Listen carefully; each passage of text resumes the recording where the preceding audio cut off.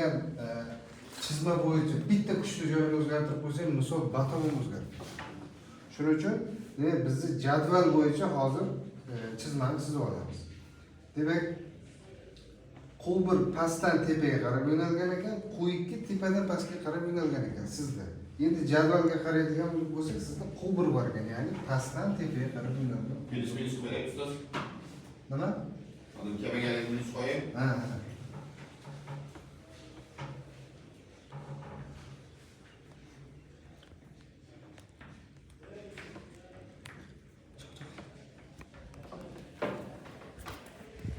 Qo'l bir qo'yib yozishingiz shart emas. Qo'l bo'ldi, boshqa qo'y yo'q sizda shu. Ikkinchisi demak moment. Moment biringiz bor. Demak, momentni bittaman. Moment. Keyingi kuchimiz bir bor ekan, ya'ni tepadan pastga qarab yo'nalgan.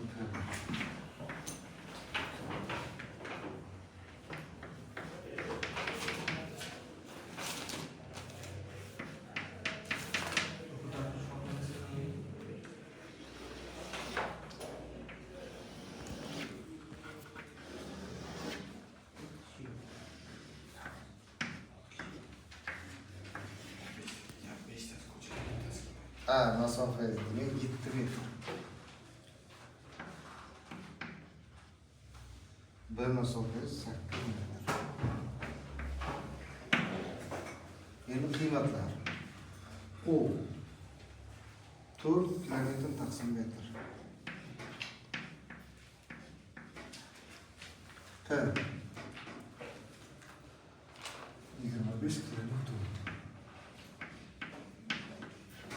Moment 17 kilometr.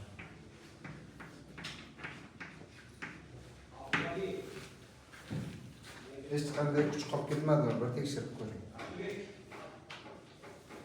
Qolmadi.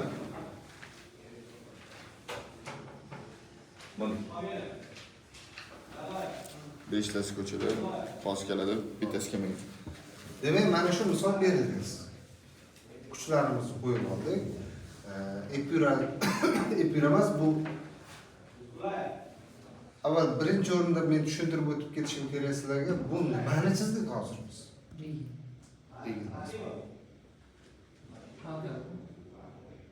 Balka desak bo'ladi. To'sin desak bo'ladi. Yoki bo'lmasa oddiy sterjin desak bo'ladi. Chunki egilishga ishlovchi bo'lgan, demak, oraliq qurilma. Ko'ryapsiz? Bunga misol tariqasida mana bu konstruksiyani olishimiz mumkin. Ikkita yon tomoniga ikkita tayanch qo'yamiz va ustiga bemalol yuk qo'yib ketaveramiz. Vazifasi bir xil. Endi misolda ishlashimizda demak, qanday tayanch bu? Mana bu tayanch qanday tayanch?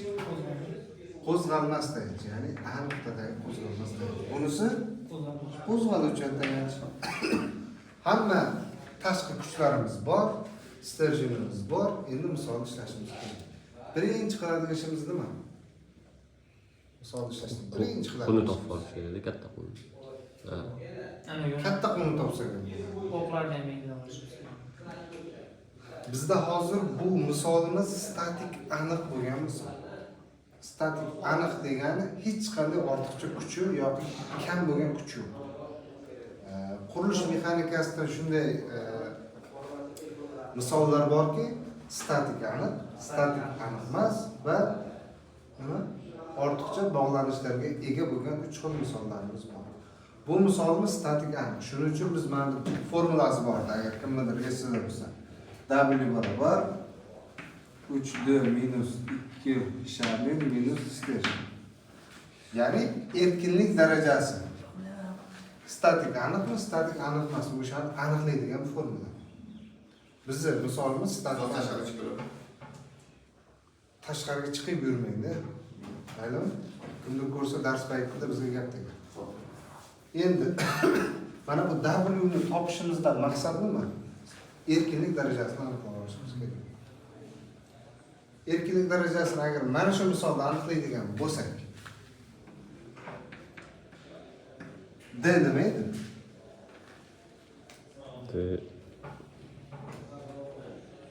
Uzunlik. Mana bu kitobda kutubxonada bor. Mana shu kitobda yaxshilab o'qib olsalaring, mana shu misollar juda maydalab tushuntirilgan bo'ladi.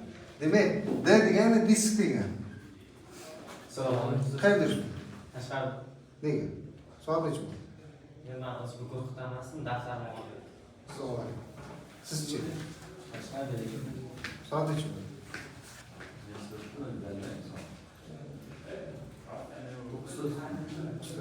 Xolasizmi? Siz boshqa gruppada o'qiysiz. Yo'q, boshqasi ish qilayotganman, nima? Assalomu alaykum. Bu yerda ikkita gruppa bor. Bitta guruh. Bundan oldin mavzu bo'ldi. Ular shu tariqli oraliqqa tushayotgan misollarni mana ishlayapmiz. Hammaga berilgan oraliq misol. Demak, birinchi qilgan ishimiz nima edi? Sterjinni chizib oldik. Bunga qo'yilgan tashqi kuchlarni qo'yib oldik joy-joy. Endi birinchi qiladigan ishimiz, demak, misolimizni statik aniqmi, aniq emasmi yoki ortiqcha bog'lanishga egami, yo'qmi aniqlab olishimiz kerak. Buning uchun demak formulamiz bor.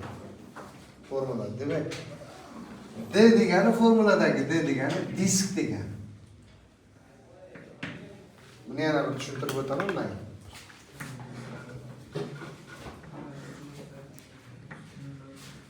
Tasavvur qiling, mana 3 dona armatura. 3 ta dona armaturani bir joyda bog'lasak, bitta joyga ya'ni svarka qilib qo'ysak. 3 ta armatura bir joyda ulanyapti. To'g'rimi? Yoki bo'lmasa, xuddi shunaqa misol 2 ta armaturani bir-biriga bog'layapmiz. Mana bu armaturani har bittasi bittadan disk hisoblanadi. Mana bu formuladagi disk. Tushunarli? Endi formulani shunday nimasi borki,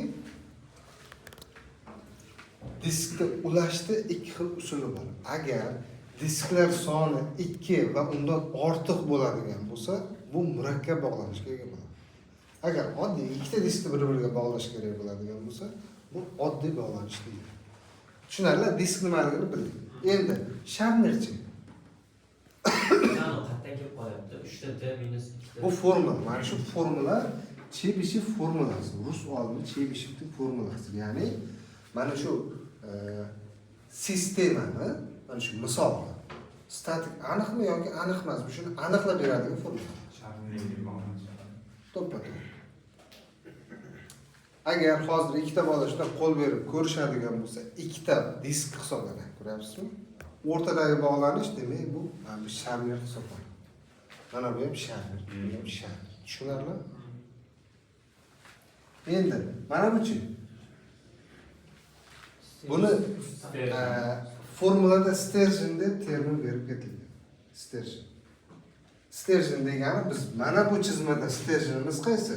Mana bu tayanch qismlarimizni sterjin deb olamiz biz. Nechta tayanch bor mana shu yerda? 2 ta. 3 ta. Qanday? 2 tami, 3 tami? Yani mana shuni o'zida nechta bor? Bunimizdan Qo'zg'almas tayanchda nechta qarshilik, ya'ni nechta? 2 ta. To'g'rimi? Ya'ni ham gorizontal, ham vertikalni bu qo'zg'almas. Bunisidachi? faqat anadosni. Bu faqat vertikalningni ushlab turibdi mahkam. Lekin bu siljiydi. Gorizontalnigi siljiydi. Demak, bu yerda bitta. Mana bu yerda 2 ta, mana bu yerda bitta. Demak, sterjinimiz 3 ga teng ekan. Nimaga diktorni bir bo'y bordi? Qaysi tushuntirdik hozir? Mana bu disk, bitta disk, hech qayerdan ulanmagan. Shunda hozir ustida yana bitta kolonnamda ketganda 2 ta disk bo'larmidi? Yo'q. Agar ikkita sterjin bir-biriga ulangan taqdirda bunga misol tariqasida mana bu misolni ko'rsatishim mumkin.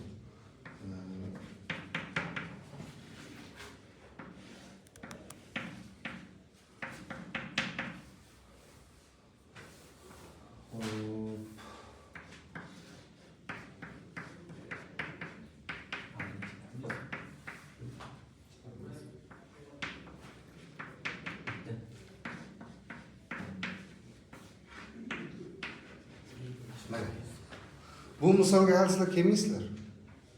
Chunki sizlar hozir statik aniq ishlayapsizlar-da.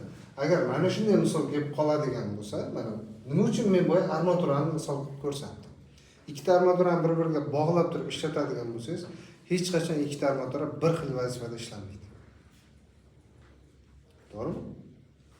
Shuning uchun demak, mana shunday misol kelib qoladigan bo'lsa, bu statik noaniq hisoblanadi.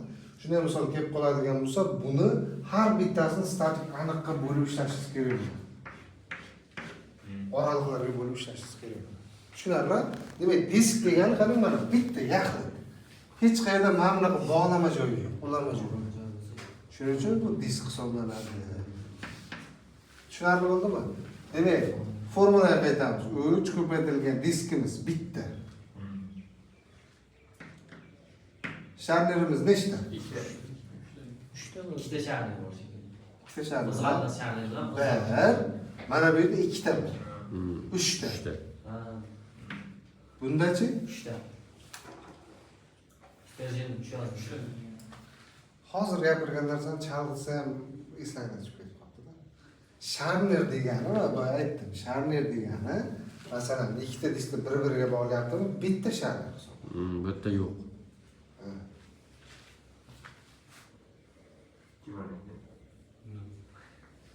Nol. Sterjenimiz nechta? 3 ta. 3 ta. Barobar? Nol. W0 bo'ladigan bo'lsa, Aniq bo'ladi. statik aniq. Bu birinchi qiladigan ishimiz statik aniq yo noaniqligini aniqlab olishimiz kerak. Misol ishlashimizda birinchi qiladigan ishimiz. Tushunarlimi? Agar yo statik aniqligini siz aniq biladigan bo'lsangiz ishlatish shart emas. Tushunarlimi? Endi ikkinchi qiladigan ishimiz, demak, tayanch reaksiya kuchlarini topishimiz kerak. Moment olamiz biz birinchi. Moment olamiz. Yo'q, yer qo'yishingiz kerak. Sizlar nechinchi kurs? 2. Ikkinchi kursdan. Sizlarga hisob bergan darsda? Yo'q, nazariy mexanika o'rganasiz. Faqat oddiy Qurilish mexanikasi. Bu sinf. Moment nima edi? Bilasiz? Moment kuchni yelkaga ko'paytirmas. Xo'p, bu tarifi shunday. Lekin o'zi moment nima o'zi? Aylantiruvchi kuchda. Aylantiruvchi kuch. Xo'p, P kuch qanday kuch? Men bolalarga savol javob qilaylik, dars o'taman-da. Bosimmadi. Tursunaliyev kim? Bo'lsa, Mahmudjon. Mana bu P nima? Kuch Qanday kuch? balkiga tushayotgan bosimni kuchdan. Yozmoqchi endi baland. Endi ikkinchi qiladigan ishimiz tayanch reaksiya kuchlari. ustoz, agar mashina topmasdan ishlab ketdik, masalan, javobi chiqmay qoladi, barmi? Ikkita tenglanmaga 3 ta noaniq bo'lib qolsa-da. Biz uni shunda ishlamasdan turib oldindan aytishimiz uchunmi? Statik noaniq masala. Nima maqsad kerak bizga? Ha, statik aniq noaniqligi nima uchun kerak, ha? Statik agar aniq bo'ladigan bo'lsa, bizda hamma kuchimiz me'yorida. Hech qanday ortiqcha, hech qanday noma'lum kuch yo'q bu yerda. Agar mana bu W'miz shunday holatlar kelib qoladiki, demak 0 dan yoki katta yoki 0 dan kichik bo'lib qolishi mumkin. 0 dan katta bo'ladigan bo'lsa, biz mana bu misolimiz 0 dan kattaga misol bo'la oladi. Ortiqcha kuchlanish bor. Chunki tasavvur qiling, mana ikkita sterjen bor, bu yerda bitta bor, mana bu yerda mana ikkita. Ya'ni 5 ta sterjen bo'lib qolyapti. Oddiy ma'lum misolga kelib qoladigan bo'lsangiz ham, mana misol uchun 3 minus 5. Ya'ni minus 2. Yani ortiqcha kuchlanishi bor. Shuning uchun ortiqcha kuchlanishni olib tashlab turib ishlaysizmi yoki bo'lmasa yo'q deb tasavvur qilib 2 ga bo'lib ishlaysizmi? U soddalashtirma usul hisoblanadi. Bizga tushadi shunaqalar noaniq. Keyinchalik tushadi. Hozir statik aniq tashlasangiz, keyin noaniq o'tasiz, keyin ortiqcha bog'lanishga o'shanga o'tib ketasiz. Demak, tayanch reaksiya kuchlarini hisoblashimiz kerak. Ikkinchi qiladigan ishimiz. Tayanch reaksiya kuchimiz bizda RA bilan R1. Men hozir strelka, ya'ni mana bu RA bilan R1 strelkasini tepaga qarab yo'naltirdim. Lekin bilmayman, hali balki pastga bo'lib qolishi mumkin. Minus chiqdi.